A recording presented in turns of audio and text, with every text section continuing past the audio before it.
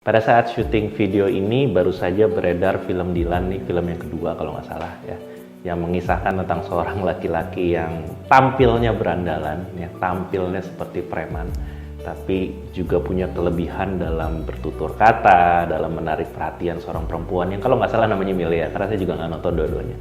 Ya, jadi di film ini ataupun di film-film lain sering digambarkan sosok seorang laki-laki yang bandel, agak-agak eksentrik gitu loh, nakal, mungkin juga ada playboynya iya, suka bertarung atau berantemnya iya, sosok pemimpin geng sepertinya. Jadi banyak perempuan yang digambarkan tertarik oleh sosok laki-laki yang seperti ini. Apalagi laki-lakinya di luar dari tampilannya yang dalam tanda kutip garang atau agresif atau kasar itu ternyata menyimpan kemampuan romantis, merayu, terus juga ternyata setia kawan, suka membela orang, kelihatannya setia atau at least ngomongnya setia gitu kan.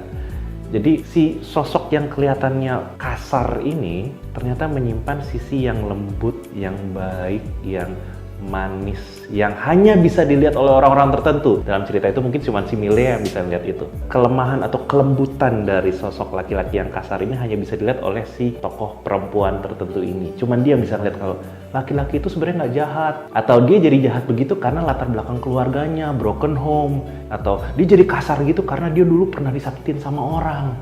Sebenarnya dia bukan pengen playboy, sebenarnya dia bukan pengen brengsek. Jadi perempuan tertarik sama sosok laki-laki yang seperti itu. Saya sebutnya laki-laki yang broken gitu. Walaupun semua orang broken, saya pun broken, Anda pun broken. Kita semua barang broken kalau mau bilang. Tapi perempuan punya ketertarikan khusus sama sosok laki-laki yang terlihat leader, pemimpin, dalam tanda kutip gelap, tapi juga ada sisi lembut, lemahnya yang tidak banyak diketahui orang.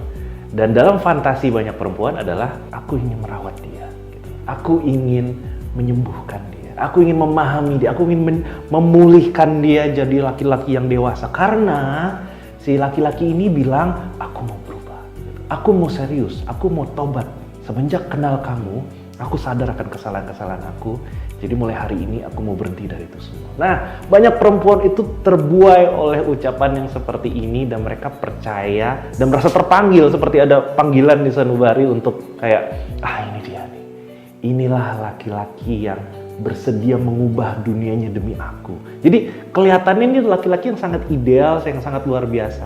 Benarkah demikian? Nah, tujuan video ini adalah saya mau ngasih tahu mungkin tidak seindah yang Anda pikirkan. Karena ada kecenderungan seseorang yang punya kebiasaan buruk, agresif, dia suka berantem, berkelahi, ya, dia kasar terhadap orang lain, atau dia sering memukul atau terlibat dalam kegiatan-kegiatan yang berbatasan dengan kriminal atau merugikan orang lain. Kalau sudah terbiasa melakukan seperti itu, pada saat nanti dipacari ataupun dinikahi, apalagi ketika nanti punya anak, objek dari kekerasan yang dimiliki oleh laki-laki ini, objeknya tadinya kan orang lain, musuhnya, musuh sekolahnya, musuh bosnya atau segala macam, tadinya orang lain.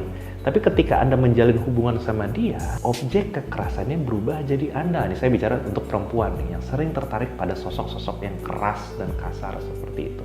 Ya. Jadi Anda salah berekspektasi, Anda pikir itu akan berubah nanti setelah disentuh oleh cinta, oleh kelembutan hati Anda, oleh pengorbanan dan ekspresi sayang dari Anda, itu akan meluluhkan kekerasannya dia. Apakah mungkin seperti itu? Mungkin. Apakah banyak seperti itu?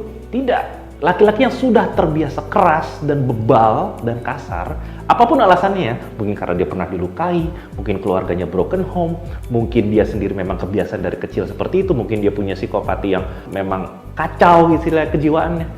Kalau Anda biarkan dan Anda jalani hubungan sama dia dan Anda jadi perawatnya, kecil sekali kemungkinan dia akan berubah.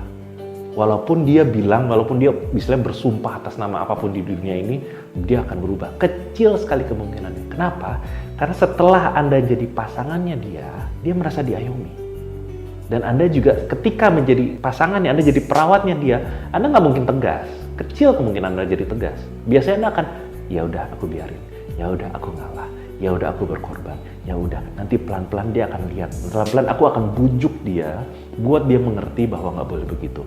Apalagi kasus yang lebih ngerinya lagi adalah banyak perempuan yang pikir gini, nanti setelah punya anak, ya, setelah menikah dan punya anak, suamiku, ya, si mantan preman itu atau si preman yang aku nikahin itu akan berubah jadi dewasa, akan jadi terbuka pikirannya, akan melihat si bayi itu kayak aku mau berubah. Itu kan fantasinya. Bisakah terjadi? Jawabannya bisa saja. Banyakkah kejadian seperti itu?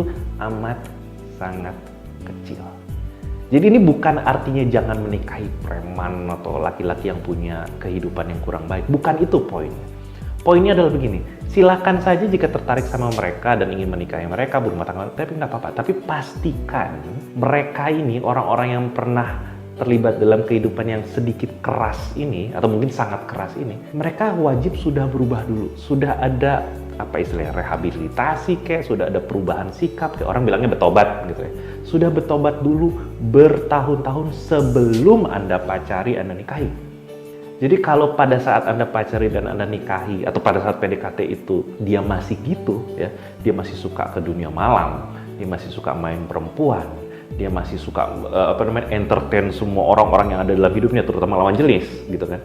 Nah kalau saat itu masih terus Anda nikahi, kecil kemungkinannya. Tapi kalau misalnya dia bilang 5 tahun yang lalu, atau 3 tahun yang lalu, atau 2 tahun yang lalu, aku pernah terlibat di situ, tapi sekarang udah enggak. Dan Anda bisa lihat teman-temannya nggak gitu lagi, dia nggak begitu lagi. Dan itu sudah terjadi kayak 1-2 tahun belakangan sebelum kenal dan sebelum dekat dengan Anda.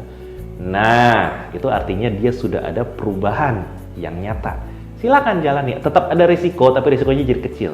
Dibandingkan kalau Anda mengiyakan, mengubah, mentransformasi seorang laki-laki yang hitam istilahnya ya, ingin Anda ubah jadi putih ataupun jadi pink.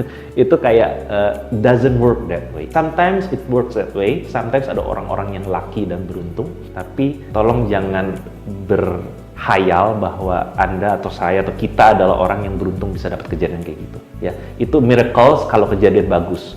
Tapi anggap aja itu nggak bakal kejadian. Jadi untuk apa? Untuk menyelamatkan diri Anda, supaya Anda juga tidak menghabiskan waktu banyak. Dan yang paling saya ngeri adalah, kenapa saya selalu mengajarkan tentang ini, sangat sering sekali di kelas cinta, adalah kalau Anda salah pilih laki-laki, bukan cuma Anda yang menderita, tapi anak Anda akan menderita. Kalau Andanya yang menderita, nggak apa-apa. Salah pilih ya salah situ menderita, silakan. Tapi kalau sampai anak yang nggak ngerti apa-apa, lahir dalam keluarga yang mamanya tidak bahagia, papanya rese atau brengsek, atau apalah dimensinya, nah itu saya nggak bisa terima. Dan kebanyakan kita terlahir dalam keluarga yang seperti itu. Makanya tadi saya bilang di depan, most of us atau all of us is broken.